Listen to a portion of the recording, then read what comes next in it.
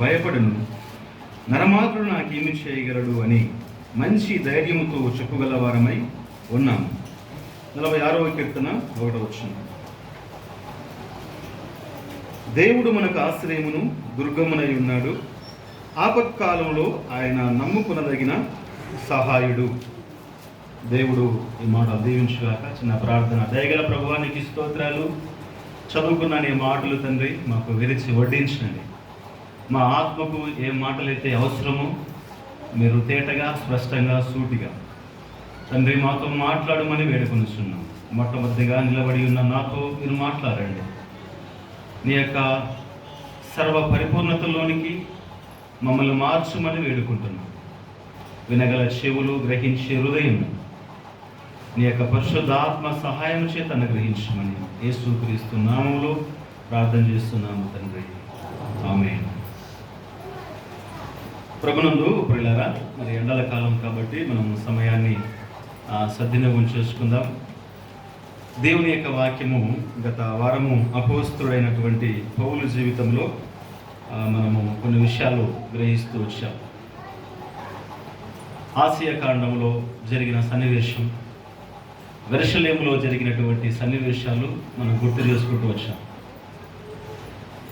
పౌలు సేవలో ఉన్నప్పుడు పౌలు మీద నేరాలు మోపుతూ వచ్చారు. గత వారం విన్నాము కదండి. యెరూషలేములో ఎలాంటి నేరాలు మోపారు పౌలు మీద? ఒక 4 రకాల నేరాలు మోపినట్టు మనం చూసాం. ఒకటి, పౌలు మీద నేరము ఏమి నేరం మోపారంటే చీడ పురుగు వంటి వాడు, పీడ వంటి వాడు. పీడ వంటి వాడు అంటే కుటుంబాలను చిన్నాభిన్నం చేసేవాడు, మనసులను పాడు చేసేవాడు అని నేరం మోపారు. రెండవదిగా ఏం నేరం మోపారంటే కలహమును రేపేవాడు అని నేరం మోపారు. మూడవదిగా మతభేదములు పుట్టించేవాడు అని నేరం మోపారు. నాలుగవదిగా దేవాలయమును పాడు చేసేవాడు అని నేరం మోపారు. ఇవన్నీ నేరాలే తప్ప మరి వాస్తవాలు కావు. ఆ రోజైనా ఈ రోజైనా అపవాది పరిశుద్ధుల మీద నేరాలు మోపువాడుగా ఉన్నాడు. అయితే మనం జాగ్రత్త కలిగి భూమి మీద మనం బ్రతకవలసిన వారమై ఉన్నాం. పరదేశులైనంతకాలము మీరు భయముతో బ్రతుకుడి అంటాడు. పరదేశులైనంతకాలం మనం ఎట్లా బ్రతకాలంట? భయముతో బ్రతకాలి. భయం అనగానే దేవుడు ఉన్నాడనే భయముతో మనం బ్రతకాలి. ఈ పౌలు జీవితంలో ఇన్ని నేరాలు మోపుతూ వచ్చినప్పుడు పౌలు తన యొక్క జీవిత ముగింపులో హెబ్రీలకు రాసినటువంటి పత్రికలో చెబుతున్న మాట, నిన్ను ఏమాత్రమును విడవను, నిన్ను ఎన్నడును ఎడబాయను అని ఆయనయే చెప్పెను కదా. కాబట్టి ప్రభువు నా సహాయకుడు, నరమాత్రులు నాకేమి చేయగలరు. తన అనుభవాన్ని ముందు ఉంచుతున్నాడు. ప్రభువే నా సహాయకుడు. ఈరోజు నీకైనా నాకైనా ఆ రోజు పౌలుకైనా సహాయకులు ఎవరండి? మన ప్రభువు. మన ప్రభువే మనకు సహాయకుడు. నరమాత్రులు మనకి ఏం చేయగలరు? ఒక మనిషిని ఎంతకాలం ప్రేమించగలడు? ఎంతకాలం చూడగలడు? తోబుట్టువారైనా, తోటి బంధువులైనా, స్నేహితులైనా, కన్నవారైనా, పెంచుకున్నవారైనా ఒక మనిషి మరొక మనిషికి ఎల్లకాలము సహాయము అందించలేదు. కానీ మన ప్రభువు సహాయకుడు. పౌలు ఈ మాట చెప్తున్నాడు, ప్రభువే నా సహాయకుడు, నేను ఎన్నడూ విడువను, ఎడబాయను. ఎంతమంది ఎన్ని నేరాలు మోపినా, ఎన్ని నిందలు మోపినా, ఎన్ని కష్టాలు వచ్చినా, ఎన్ని శ్రమలు వచ్చినా, ఎన్ని బాధలు వచ్చినా, ఏ వైపు నుంచి వచ్చినా నువ్వు నమ్మిన ప్రభువు నేను ఎన్నడూ కూడా విడవడు, ఎడబాయడు. నిజంగా పౌల్ని దేవుడు ఆ విధంగా కాపాడుకుంటూ వచ్చాడు. ఇలాగూ ఎఫెసీ పట్టణములో జరిగినటువంటి ఒక సన్నివేశం, యెరూషలేములో 4 రకాల నేరాలు మోపారు పౌలు మీద. మరొక నేరము ఎఫెసీ పట్టణంలో మోపారు. ఆ మాట చూడండి ఒకసారి. అపోస్తల కార్యములు 19వ అధ్యాయము 27వ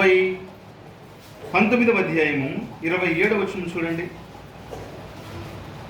లేదా 26, 27 వచనాలు.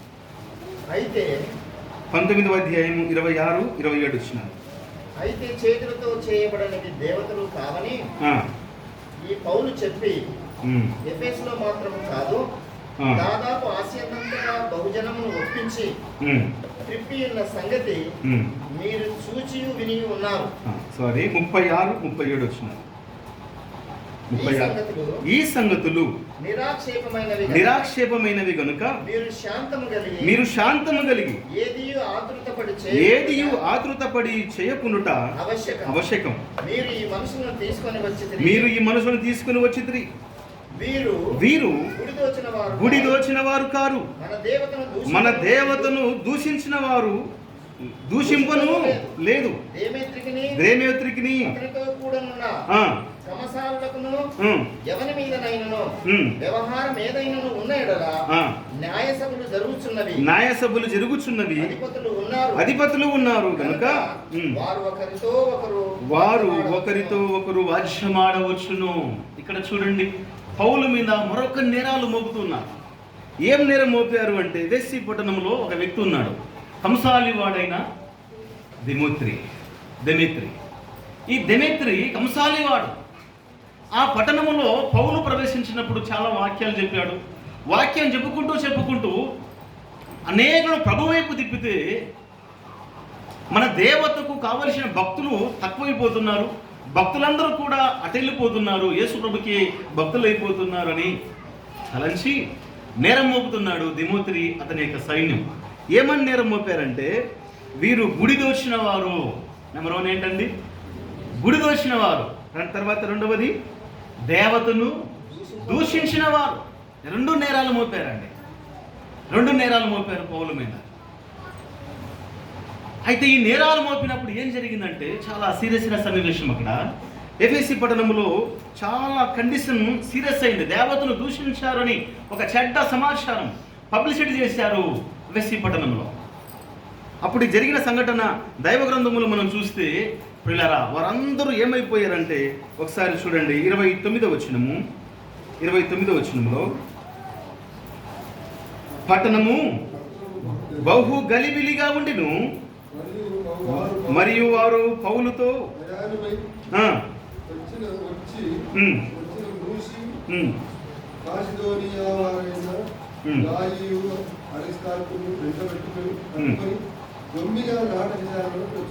తర్వాత 28 వచ్చిన, వారు విని రౌద్రముతో నిండిన వారై ఎఫెసీల ఆర్తెమిదేవి మహాదేవి అని కేకలు వేసిరి. మన దేవతను దూషించాడు, గుళ్ళను దోచాడు అనే నేరం ఎప్పుడైతే పౌలు మీద మోపారో పట్టణమంతా గలిబిలైపోయింది. అరే, వీడు నినలేదు మొన్న వచ్చి మన దేవతను దూషించాడు, మన గుడిని దోచుకున్నాడు అని పట్టణమంతా గలిబిలైపోయి బహు రౌద్రముతో నిండుకున్న వారై పౌల్ని చంపాలనుకున్నారు. చాలా సీరియస్ అయినటువంటి కండిషన్. చంపాలనుకున్నప్పుడు ఏం జరిగిందంటే, పౌలుకు సహాయం కావాలి. ప్రభువే నా సహాయకుడు అన్నాడు కదా. ప్రభు ఎలా సహాయం చేశాడు? ఇప్పుడు ఆ పట్టణములో అందరూ ఏకదాటిగా పౌలును చంపాలని వస్తే అప్పుడు జరిగిన సంఘటన, ప్రభు సహాయం ఎలా అందించారంటే 35వ వచనం చదవండి. 35వ వచనం, అంతటా కరణము సమూహమును సముదాయించి ఎఫెసీల పట్టణము అర్తెమీ మహాదేవికిని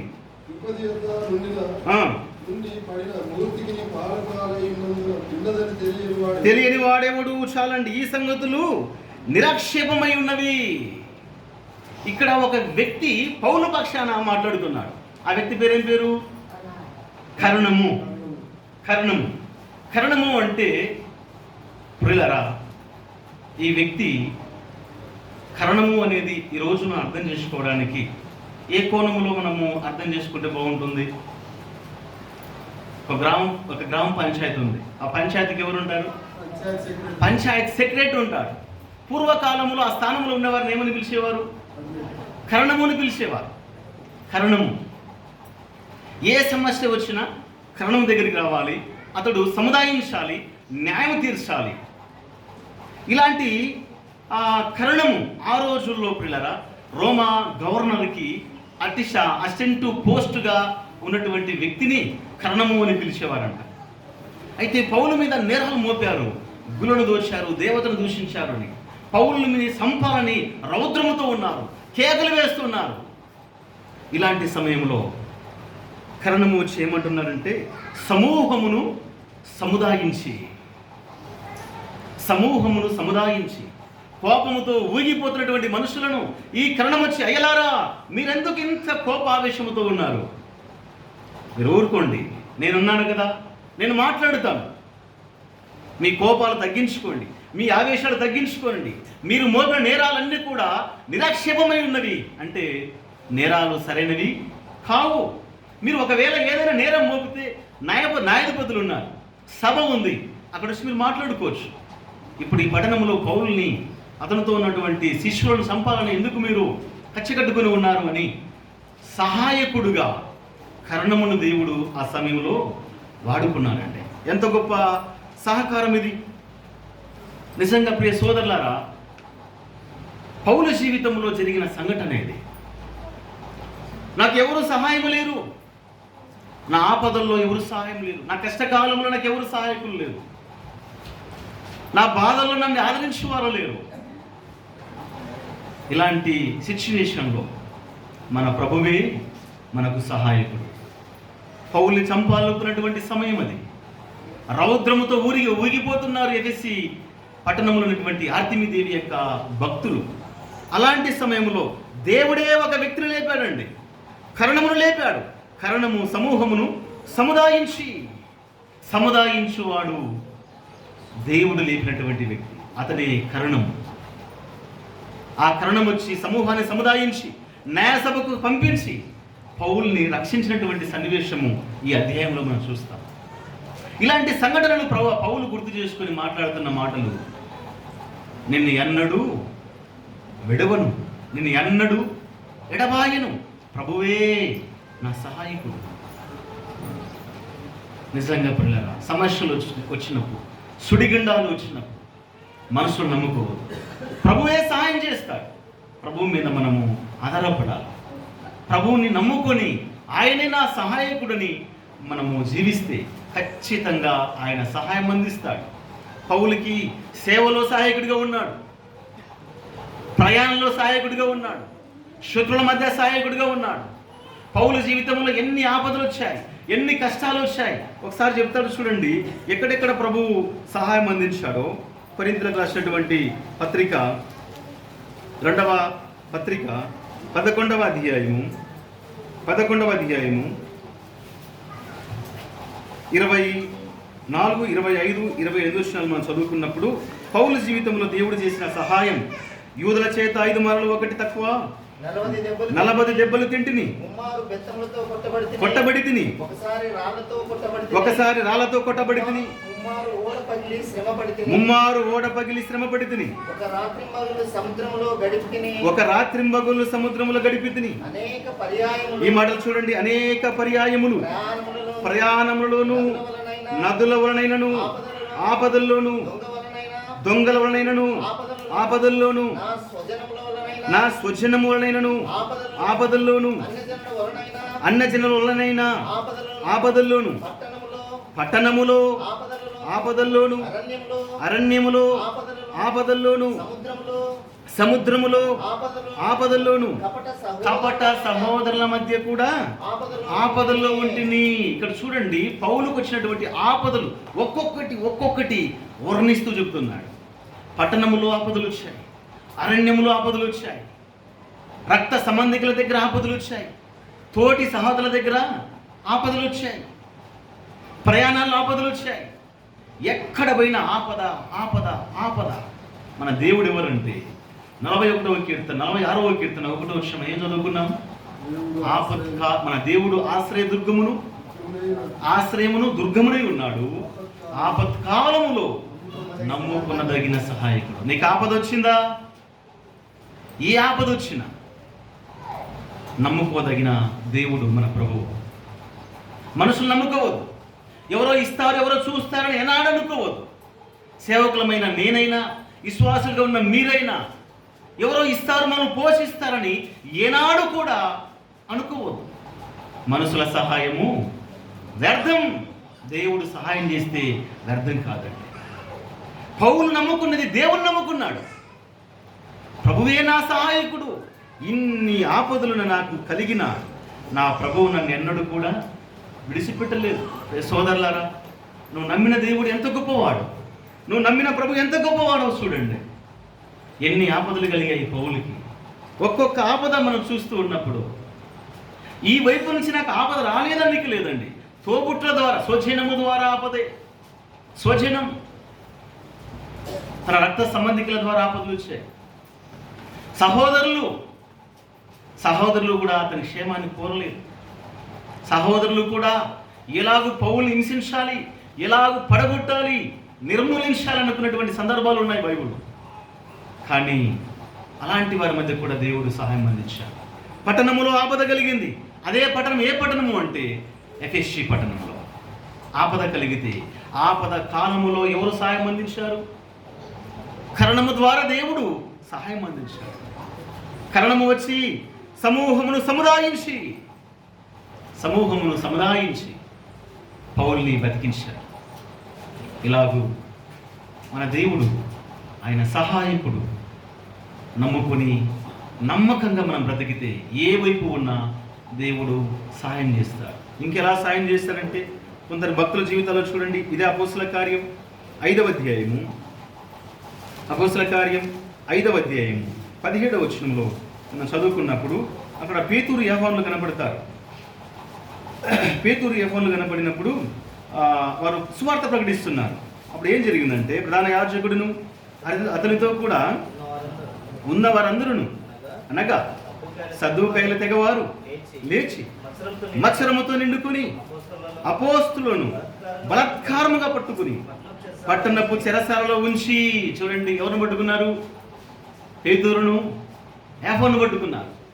మత్సరముతో నిండుకున్నారు, బలాత్కారముతో నిండుకున్నారు. వీళ్ళు దేవుడి గురించి బోధిస్తున్నారు. ఇలాంటి వారు ఉండకూడదు. బలాత్కారం, ఆపద తీసుకుపోయి చెరసాలలో వేశారండి. చెరసాలలో వేస్తే వారిని విడిపించే నాదుడే లేదు. మళ్ళీ ఎవరు విడిపించారు అక్కడ? ఎవరండి? మన సహాయకుడు, మన ప్రభువే. ఎలాంటి ఆపద వచ్చినా భయపడవద్దు. ఎలాంటి కష్టకాలం వచ్చినా మన సహాయకుడు, మన దేవుడు. ఆ సమయంలో చెరసాలలో వేయించారు అక్కడ ఉన్నటువంటి శాస్త్రులు, పరిచయులు, సద్దూకయ్యుల తెగ. దేవుడు ఏం చేశాడంటే మనుషులు పంపలేదు అక్కడికి. చెరసాల తలుపులు తెరవడానికి పరలోకం నుంచి దేవదూతను పంపించాడండి. వారు దేవదూత వచ్చి చెరసాల తలుపులు తెరిచి మరలా బయటికి తీసుకొస్తే మరలా సువార్త ప్రకటిస్తున్నారు మందిరాల్లో. వీళ్ళు ఎలాగొచ్చారని కలవరం. మరలా వెళ్ళారు, పట్టుకొని ఎట్లా వచ్చింది, ఏం కథ, అదంతా పంచాయతీ జరుగుతూ ఉంది. చివరికి వారు మానక బోధిస్తూ ఉంటే ఏం జరిగిందంటే, వచ్చిన ఇప్పుడు ఎక్కడ చదువుతారంటే 29 చూడండి, 29. అందుకు పేతురును అపోస్తులను, మనుషులకు కాదు దేవునికే మేము లోబడవలను కదా. దేవునికే మేము లోబడాలి. సువార్త ఆపం. మీరు మమ్మల్ని చంపినా మేము సువార్త ఆపం. సువార్త ఆటంకము ఆ రోజు బహు భయంకరంగా కలిగింది. అయితే దేవుడు సహాయం అందించాడు. ఒకటి దూత ద్వారా సహాయం అందించాడు. చెరసాల తలుపులు తెరవబడ్డాయి, బయటకు వచ్చారు, మళ్ళీ సువార్త ప్రకటిస్తున్నారు. అక్కడ నుంచి మనం చదువుతూ ఉంటే వారిని చంపాలని కంకణం కట్టుకొని ఉంటే అక్కడ మరొక వ్యక్తి సహాయం అందించాడు. ఎవరంటే 33 వచనం. వారి మాట విని అత్యాగ్రహము తెచ్చుకొని వీరును చంపనుద్దేశించగా పేతురును యోహానును చంపాలనుకున్నారండి. ఆపత్కాలములో నమ్ముకోదగిన సహాయకుడు. పేతురు యోహాను నమ్ముకున్నారు. ఆపత్తి కాలములో ఆదుకున్న దేవుని నమ్ముకున్నారు. చంపాలనుకున్నారు. ఒకసారి దేవదూత సాయం చేసింది. ఇప్పుడు ఎవరు సాయం చేశారంటే, చంపాలనుకున్నప్పుడు ఎవరు వచ్చారండి? గమాలియేలు. అక్కడ రాయబడి ఉంది, సమస్త ప్రజల వలన ఘనత నొందిన వాడైన ధర్మశాస్త్ర ఉపదేశకుడైన గమాలియేలు ఒక పరిచయుడు మహాసభ వైపు తేరి ఈ మనుషులను కొంతసేపు ఎలుపల్లో ఉంచండి. సహాయం, అద్భుతమైన సహాయం. ఏ జాతి అయితే చంపాలనుకున్నారో అదే జాతి నుంచి గమాలియేలును దేవుడు లేపారండి. పరిసయ్యులు, నిష్ఠ కలిగిన వారు. ఈ పేతురు యోహాన్ని మెచ్చుకునేవారు కాదు, కానీ దేవుడు గమాలియేలును లేపారు. ఈ మనుషులను కొంచెంసేపు ఆపండి, వీరిని వెలపల ఉంచండి, చంపొద్దండి, ఎందుకు మీరు ఇలాగూ తొందరపడుతున్నారు అని గమాలియేలు లేచి నిలబడి, మీరు చేయే కార్యము ఇది చాలా తప్పు కార్యం, వీరిని చంపాలనుకుంటే వారి గురించి మాట్లాడతాడు. చూడండి, గమాలియేలు మీరేమి చేయబోతున్నారో జాగ్రత్త సుమండి, జాగ్రత్త అండి. ఈ దినములకు మునుపు ఎక్కడ వచ్చిన 36వ వచనంలో తూదా అనేవాళ్ళు లేచి గొప్పవాడిని చెప్పుకొని ఇంచుమించు 400 మందిని మనసు అంట పెట్టుకొని అతడు కూడా తిరుగుబాటు చేశాడు. అతని సైన్యము చంపబడ్డారు. తూదనే వాళ్ళు లేచాడు, యూదనే వాళ్ళు లేచాడు, వాళ్ళందరూ కూడా నాశనం అయిపోయారు. ఒకవేళ వీరి ద్వారా, మనుషుల ద్వారా వీళ్ళు వచ్చింటే వీరే నాశనం అయిపోతారు. మీరేమి చంపవద్దండి, పగ తీర్చుకునవద్దండి అని అడ్డుపడ్డాడు గమాలియేలు. ఆ కార్యము అక్కడ రాయబడి ఉంటుంది. దేవుని వలన వీళ్ళు బయటకు వచ్చారు, ప్రభు పని చేస్తున్నారు. వీరిని గనక మనము ఆపితే, అక్కడ రాయబడిన మాట 38వ వచనంలో, కాబట్టి నేను మీతో చెప్పినదేమనగా ఈ మనసుల జోలికి పోక వారిని విడిచిపెట్టండి. ఈ ఆలోచనైనను ఈ కార్యమైనను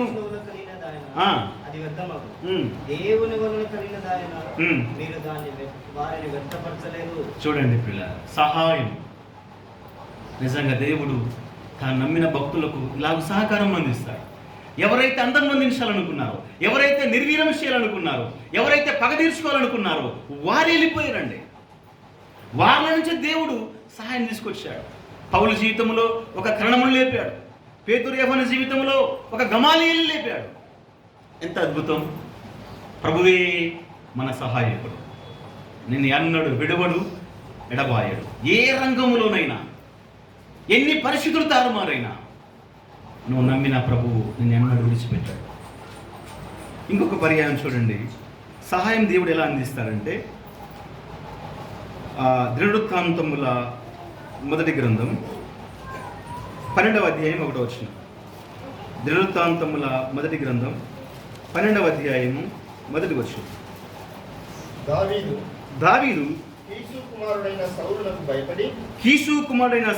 భయపడి ఇంకను దాగి ఉండగా సౌలు బంధువులకు బెన్యామీనీలలో పరాక్రమశాలు కొందరు దావీదునకు యుద్ధ సహాయము చేయటకై అతని యుద్ధకు సిగ్లగునకు వచ్చిరి. చాలండి పిల్లరా, ఇక్కడ ఒక చరిత్ర బాగుంటుంది. సౌలు దావీదును చంపాలనుకున్నాడు. దావీదేమో భయపడి పారిపోతున్నాడు, అడవుల్లోకి వెళ్ళిపోతున్నాడు, అరణ్యంలోకి వెళ్ళిపోతున్నాడు, గుహల్లోకి వెళ్ళిపోతున్నాడు దాక్కోవడానికి. ఆ సమయంలో, ఆ కష్టకాలంలో సౌలు పక్షాన ఎవరు వచ్చారు? ఇప్పుడు బెన్యామీనీలు వచ్చారు. ఎవరు మీరు ఇంతకు? సౌలు యొక్క రాయబడి చూడండి, సౌలు యొక్క బంధువులు. ఎవడైతే చంపాలనుకున్నాడో వాని బంధువులే దావీదుకు. ఇదండి సహాయకుడు, మన ప్రభు చేసే సహాయం. ఎవరైతే చంపాలనుకున్నారో వారి యొక్క బంధువుల్లోనే దావీదు వైపు నిలబడ్డారు. ఎంతమంది నిలబడ్డారు? చూడండి, 27వ వచనంలో, 28వ వచనం, 29 సౌలు సంబంధులకు బెన్యామీనీలు 3000 మంది. చూడండి పిల్లలు, 3000 మంది ఎవరి పక్షాన వచ్చారు? దావీదు పక్షాన వచ్చారండి. వీళ్ళు ఎవరంటే సౌలు బంధువులు. సౌలు అమాయకుడు, అన్నమాకుడు, సైన్యం లేనివాడు, ఒక గుర్తింపు లేనివాడు, ఏదో గొల్యాతును చంపితే పేరు వచ్చింది. ఇలాంటి వాడు బతకకూడదని దేశపు రాజు పగబట్టి చంపడానికి తరుముతా ఉంటే పిల్లరా దాక్కుంటున్నాడు వదలలేదు. ఎంతకాలం తరుముతారో అనే దేవుడు దావీదు పక్షాన లేచి సౌలు యొక్క సంబంధుల్ని, బంధువుల్ని 3000 మందిని తీసుకున్నాడు. వాళ్ళు ఎలాంటి వారో 3వ వచనం ఉంటుంది. చాలా యుద్ధములో ప్రవీణులు వాళ్ళు, ప్రవీణులు. దావీదు వైపు వస్తే దావీదు ఆశ్చర్యపడ్డాడండి. దావీదు ఆశ్చర్యపడ్డారు. మీరు నాకు సహాయం చేయడమా? 3000 మంది మీరు నా దగ్గర రావడమా? మీరు నా ప్రాణం తీయడానికి వస్తున్నారు, నా పక్షాన యుద్ధం చేయడానికి మీరు రావట్లేదు. అనుమానం అంటే నమ్మట్లేదు. వాళ్ళు వస్తున్నప్పుడు ఏం మాట్లాడుతున్నాడు చూడండి. వచనము 16లో, మరియు బెన్యామీనులో కొందరు యూదావారిలో కొందరును దావీదు దాగి ఉన్న స్థలమునకు వచ్చిరి. దావీదు బయలుదేరి వారికి ఎదురుగా పోయి వారితో ఇట్లనెను, మీరు సమాధానము కలిగి నాకు సహాయం చేయటకై నా యొద్దకు వచ్చి నెడల నా హృదయం మీతో కూడా అతికి ఉండను. అట్లు కాక నా వలన మీకు అపకారమేమీ కలగలేదని ఎరిగి ఉండియు నన్ను నా శత్రువుల చేతికి అప్పగింపవలని మీరు వచ్చి నెడల మన పితరుల యొక్క దేవుడు దీనిని చూచి మిమ్మును గద్దించునుగాక. నమ్మట్లేదు. ఎవరైతే చంపాలనుకున్నారో వారి వైపు నుంచి 3,000 మందిని దావీదు వైపు తిప్పారండి దేవుడు. ఆపత్కాలములో నమ్ముకోదగిన సహాయకుడు. ఆ రోజు పౌలు జీవితంలోనైనా, పేతురు యోహాను జీవితంలోనైనా, దావీదు జీవితంలోనైనా ఆయన మన సహాయకుడు. నిజంగా ఎవరైతే చంపాలనుకున్నారో వారి నుంచే దేవుడు సహాయం అందించాడు. రే సోదరులారా, మనం కూడా అలాంటి నిరీక్షణతో ప్రభు మీద ఆధారపడి ఉంటే ప్రభు మన పక్షాన ఆయన యుద్ధమాడుతాడు. ఆయన మనకు సహాయం అందిస్తాడు. ఆయన ఇచ్చే సహాయము మన జ్ఞానానికి అందుచిక్కదు. మనం ఆలోచించడానికి కూడా ఆలోచనకి అందరంత ఆశ్చర్యకరమైన సహాయము దేవుడు అందిస్తాడండి. ఈ వచనములో మనం చూస్తున్నప్పుడు ఇలాగ సహాయం అందించాడు దావీదుకి. ఇప్పుడు దావీదు మాట్లాడిన మాటలు ఎలా ఉన్నాయంటే చూడండి. 18వ కీర్తన 1వ వచనము చదవండి. 1, 2, 3 వచనాల్లో దావీదు మాట్లాడుతున్నాడు. యెహోవా నా బలమా, నేను నిన్ను ప్రేమించుచున్నాను. యెహోవా నా శైలమా, నా కోట, నన్ను రక్షించువాడా, నా కేడము, నా రక్షణ శృంగము, నా ఉన్నత దుర్గము, నా దేవుడు, నేను ఆశ్రయించిన దుర్గము. చూడండి ఇక్కడ ఏమంటారంటే కింది వచనాలు, అంటే చిన్న వచనాలు ఉన్నాయి. యెహోవా దాసుడైన దావీదు కీర్తన అని రాస్తూ శత్రులందరి సౌలు శత్రుల చేతుల నుండి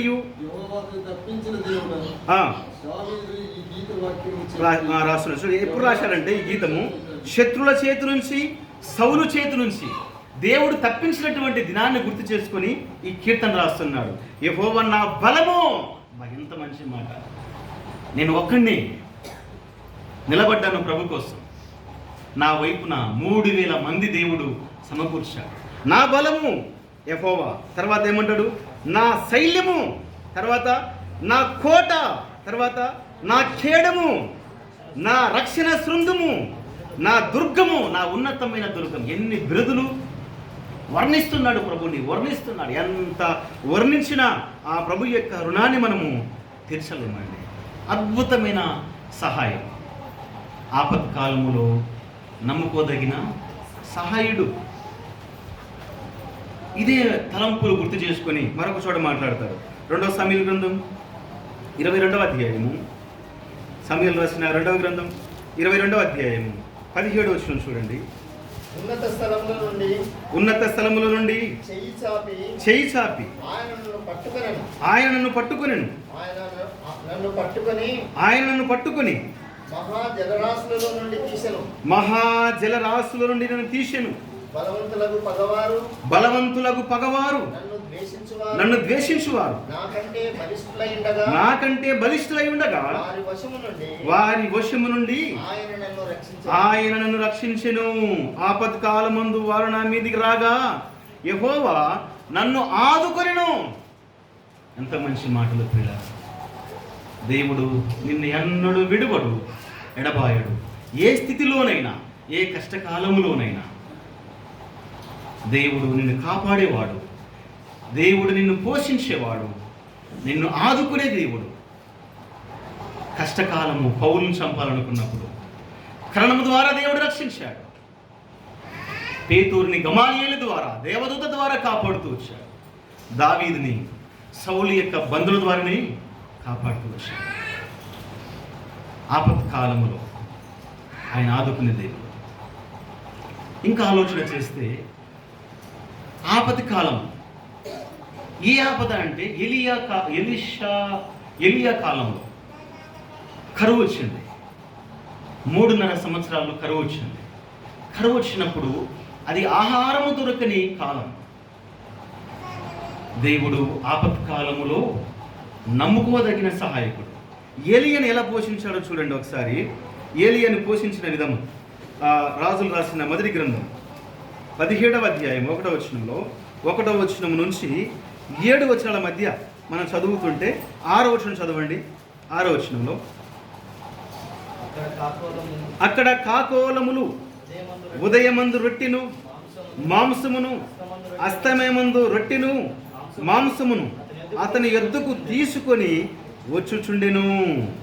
అతడు వాగు నీరు త్రాగుచూ వచ్చింది. కరువు కాలములో, ఆపద కాలములో తన యొక్క పోషణకు పోషణ దొరకని కాలం దేవుడు ఎలాంటి సాయం అందించాడండి?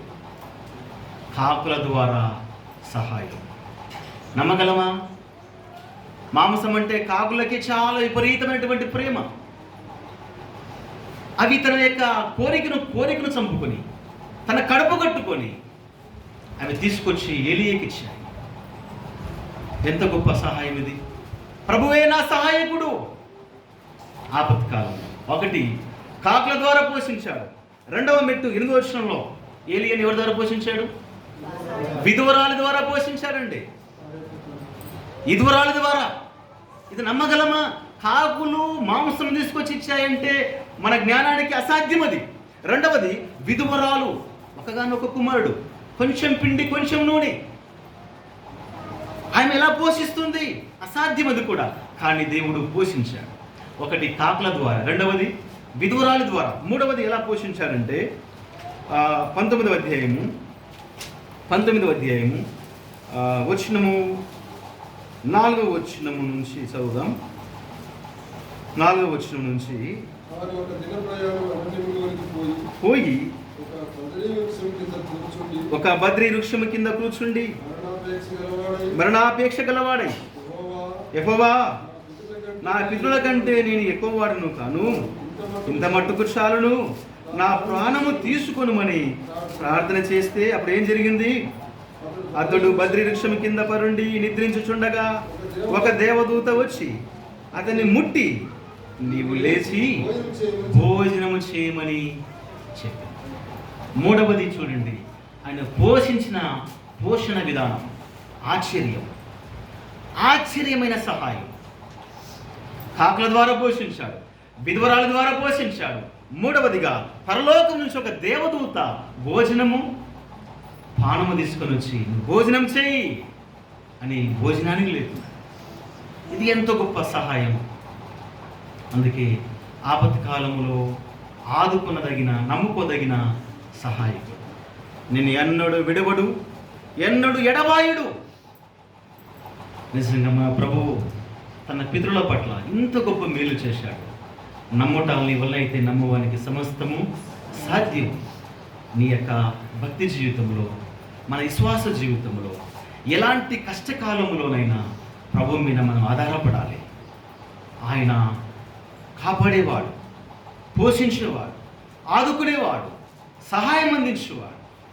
ఆ సహాయము అంతు చిక్కని సహాయం. ఏలియాని అలాగే పోషించాడు, దావీదును అలాగే తప్పించాడు, పౌల్ని, పేదూరుని, ఎవరిని కాపాడుతూ వచ్చాడు. ఇంకొక మాట చెప్తాను చూడండి, ఇంకెవరిని కాపాడాడంటే నిర్గమాకాండం 2వ అధ్యాయం 15వ వచనం చదవండి. 2వ అధ్యాయం 15వ వచనంలో ఫరో ఆ సంగతి విని మోషేను చంప చూచెను గాని మోషే ఫరో ఎదుట నుండి పారిపోయి మిద్యాను దేశములో నిలిచిపోయి ఒక నిమిషం 18వ అధ్యాయం 4వ వచనం. నిర్గమాకాండం 18వ అధ్యాయం 4వ వచనం. నా తండ్రి దేవుడు నాకు సహాయమై ఫరో కత్తివాత నుండి నన్ను తప్పించిననుకొని 2వ వానికి ఎలియేజరు అని పేరు పెట్టను. చూడండి, ఇది చాలా విషయాలు ఉన్నాయి ఇందులో కూడా, వివరించడానికి మన సమయం లేదు. కానీ ఇక్కడ మోషే ఏం మాట్లాడుతున్నాడంటే, ఫరో కత్తివాత నుండి నన్ను తప్పించి నాకు సహాయం అందించినాడు. మోసేకు దేవుడు సాయం చేశాడు. ఎలాంటి సాయం అంటే ఫరో యొక్క కత్తి నుంచి తప్పించాడు. ఇది ఎంత గొప్ప సాయం అంటే పిల్లరా, మోసే జీవితంలో చాలా అద్భుతమైన సహాయాలు ఉన్నాయి. తాను పుట్టినప్పుడే ఏం ఆజ్ఞ ఉంది? మగపిల్లలు పుడితే చంపివేయాలనే ఆజ్ఞ ఉంది. అప్పుడు ఒక కత్తి ఉంది అతని గొంతు మీద. ఆ కత్తి నుంచి తప్పించి దేవుడు ఎక్కడ పోషించాడు మోసేని? ఎవరైతే చంపాలనుకుని ఆజ్ఞ జారీ చేశారో అదే ఇంటిలోని మోషేను పోషించాడు. మోషేకు సహాయమై ఉండి అక్కడ 40 సంవత్సరాలు కాపాడాడు. తర్వాత రెండవదిగా 40 సంవత్సరాల తర్వాత పెరిగి పెద్దగై తన జాతి వాడిని ఒక వ్యక్తి కొడతా ఉంటే ఇతడు వెళ్ళి అతన్ని కొట్టి చంపాడు. అప్పుడు మోషేను చంపాలని ఫరో వెంటాడుతున్నాడు. దేవుడు ఆ కత్తి నుంచి కూడా తప్పించాడు. రెండు విధాలుగా, పుట్టినప్పుడు గొంతు మీద కత్తి ఉంది, పెద్దగైన తర్వాత కూడా చంపాలని ఆజ్ఞ. నా జాతి వాడిని చంపాడు, మోసిన వాడు బ్రతకకూడదు అని పిల్లల తరిమితే అతడు మిద్యాను అరణ్యములోనికి దాక్కోవడానికి వెళ్ళిపోయాడు. ఇలాగూ ఇక్కడ అంటున్నాడు, ఫరో 4వ వచనం చూడండి, నా తండ్రి దేవుడు నాకు సహాయమై ఫరో కత్తి వాత నుండి నన్ను తప్పించిన అనుకొని. రెండవ వానికి ఎలియాజరు. ఎలియాజరు అంటే అర్థం ఏమిటి? అక్కడ రాయబడి ఏముంది? దేవ సహాయము. దేవుడు నా సహాయకుడు, నరమాతులు నాకేమి చేయగలరు? నిజంగా పిల్లరా, దేవుడు మోషేకు సహాయమై ఉండి కత్తివాత నుండి తప్పించాడు. దేవుడు కాపాడిన విధానం ఎంతో గొప్పది. ఇక చాలామంది జీవితాల్లో ఇలాంటి సంఘటనలు ఉన్నాయి. అయితే దేవుడు ఈ మధ్యాహ్న కాలం ముందు మనకు గుర్తు చేసే సంఘటన ఏమిటంటే, నేను ఎన్నడూ విడవను ఎడబాయను, ప్రభువే నా సహాయకుడు. పౌలు జీవితంలో సహాయకుడిగా ఉన్నాడు, పేతురు యోహాను జీవితంలో సహాయకుడిగా ఉన్నాడు, దావీదు జీవితంలో సహాయకుడిగా ఉన్నాడు. కరువు కాలంలో కూడా ఏలియను పోషించిన విధానం అద్భుతమైన సహాయం. కత్తివాత నుంచి కూడా మోసేని కాపాడిన విధానం ఎంత గొప్ప సహాయం. ఈ గొప్ప దేవుడు ఈ నూతన నిబంధన కాలంలో ఏమంటాడంటే, మత్తయి సువార్త 28వ అధ్యాయము 20వ వచనం, 28వ అధ్యాయము 28వ వచనంలో 20వ వచనంలో ఆజ్ఞాపించుతును వాటినన్నిటిని గైకొనవలనని వారికి బోధించుడి. ఇదిగో నేను యుగ సమాప్తి వరకు సదాకాలము మీతో కూడా ఉన్నాను. వారితో చెప్పి యుగ సమాప్తి వరకు మీతో కూడా ఉంటాను. ప్రియ సోదరులారా, ఆనాడు పౌలుతో ఉన్నవాడు, ఆనాడు పేతురుతో ఉన్నవాడు, ఆనాడు దావీదుతో ఉన్నవాడు, మోషేతో ఉన్నవాడు, ఎలీయాతో ఉన్నవాడు ఈరోజు నీతో ఉంటున్నాడు. విశ్వాసంలో ఎన్నడూ కూడా కదిలిపోవద్దు, బెదిరిపోవద్దు. నా పోషణ ఎలా, నా పరిస్థితి ఎలా, నా ఆపద కాలంలో నన్ను ఎవరు ఆదుకుంటారు, నా కష్టకాలం నాకు ఎవరు సహాయకులని కృంగిపోవద్దు. యుగ సమాప్తి వరకు నేను మీతో ఉన్నాను. ఇదే ప్రభు చెప్పిన మాట ఏమిటంటే, ఇతను పుట్టినప్పుడే, మన ప్రభు పుట్టినప్పుడే మత్తయి సువార్త 1:23 ఏమని రాయబడింది? ఆయన పేరు, ఇతనుకు ఇమ్మానుయేలు అని పేరు పెట్టారు. ఇమ్మానుయేలు అనగా దాని అర్థము దేవుడు మనకు సహాయకుడు, తోడు. నీ జీవితంలో తోడు ఉన్నారా? నీ బలాన్ని తోడు చేసుకోవద్దు, నీ యొక్క ధనాన్ని తోడు చేసుకోవద్దు, నీ యొక్క యవన బలాన్ని తోడు చేసుకోవద్దు, నీ బంధు బలాన్ని తోడు చేసుకోవద్దు. ఈ తోడన్నీ కూడా ఒక రోజు కదిలిపోతాయి. కానీ ఇమ్మానుయేలు దేవుడు మన ప్రభువైన యేసుక్రీస్తు నీ జీవితంలో తోడు ఉండాలి. తోడు చేసుకున్నావా? ఆయన నీలోనికి రావాలంటే బలవంతంగా రాడండి. నీకు తోడు రావాలంటే బలవంతంగా రాడు. నువ్వు ఆహ్వానిస్తేనే ఆ ప్రభు నీకు తోడుగా ఉంటాడు. హృదయం అనే తలుపు నొద్ద ఉండి తట్టుచున్నానంటే బలవంతంగా రాడు ఆయన నీలోనికి. నువ్వు తలుపు తీస్తే ఆయన వస్తాడు. బలవంతం చేసేవాడు కాదు. ఆ గొప్ప దేవుడు నువ్వు ఆహ్వానిస్తే నీలోనికి వస్తాడు, నీకు తోడుగా ఉంటాడు. నీ జీవిత కాలము తోడుగా ఉంటాడు. నీ మరణం పర్యాయం వరకు తోడుగా ఉంటాడు. ఇక సమాప్తి వరకు తోడుగా ఉంటాడు. ఆయన తోడుగా ఉంటే నీ జీవితంలో కష్టం ఉండదు. ఆయన తోడుగా ఉంటే నీ జీవితంలో కన్నీరు ఉండదు. నీ జీవితంలో రోదన ఉండదు. ఎన్ని ఆపదలు వచ్చినా, ఎన్ని కష్టాలు వచ్చినా, ఎంతమంది బంధువులు, రక్త సంబంధికులు నీకు అపాయాలు కలగజేసిన, నీకు హాని కలగజేసిన, నీకు సహాయం ఇస్తూ కాపాడుతూ ఉంటాడు. ఇమ్మానుయేలు దేవుడు, నీకు తోడుగా ఉండే దేవుడు. స్వీకరించు ఈ మధ్యాహ్న కాలంలో. ప్రభువా, నాకు తోడురా, నీవు నాతో వస్తే నేను ముందుకు వెళుతాను. అయ్యా, నువ్వు నాతో రా. ఆయన నీతో ఉంటే ఏ శక్తిని నేను ఆపలేదు, ఏ ఆపద నేను అడ్డగించలేదు, ఏ కష్టం నేను ఏమి చేయలేదు, ఏ రోగము కూడా నేను ఏమి చేయలేదు. మరణం వరకు నీకు తోడుగా ఉంటాడు. మంచి నెమ్మది, సమాధానం, జీవితం ముగింపు ఇస్తాడు. ఆ ప్రభువుని నీ జీవితంలో తోడు చేసుకో. జక్కయ్య, నేను నీ ఇంటిలో నేను ఉండవలసి ఉన్నది అంటే రా ప్రభువా అన్నాడు. ఆహ్వానిస్తేనే వస్తాడు. ఆహ్వానించి నీ జీవితంలోనికి, ప్రభువా నేను పాపిని, నా పాపమును క్షమించు, తెలిసి తెలియక లోకములో పడిపోయాను, చెడిపోయాను, నేను విశ్వాసం ఉంచలేక లోకములో చెడు వ్యసనాలకు బానిసైపోయాను, నన్ను విడిపించవా, నన్ను రక్షించవా. నీ పాపాన్ని ఒప్పుకో. నీకోసమే ఆయన కలువరి సిలువలో బలైపోయాడు. ఆయన రక్త మాంసములు గలవాడై ఈ లోకముల నీ కోసము 33.5 సంవత్సరాలు జీవించి శిలువ మరణం పొందాడు, రక్తం కార్చాడు, ప్రాణం పెట్టాడు. ఆయనను ఒక సైనికుడు బల్లెముతో పొడవగా నీరును రక్తమును కాయను. కడుపులో ఏమి లేదండి, ఆహారం లేదు. ఇన్ని రోజులైన ఉపవాసం అండి నీ కోసం. కత్తితో బల్లెముతో పొడిస్తే అందులో నుంచి నీరు రక్తం వచ్చింది. ఇంకే పదార్థము రాలేదు. నీకోసమే ఆయన బలైపోయాడు. ఆ ప్రభుని సొంత రక్షకునిగా అంగీకరించి ఆయన తోడు చేసుకొని ఇక్కడ నుంచి సంతోషముతో తిరిగి వెళ్ళాలని తెలియపరుస్తూ ఈ వాక్యాన్ని ముగిస్తున్నాను. దేవుడు ఈ మాటలు దీవించి ఆశీర్వదించుగాక.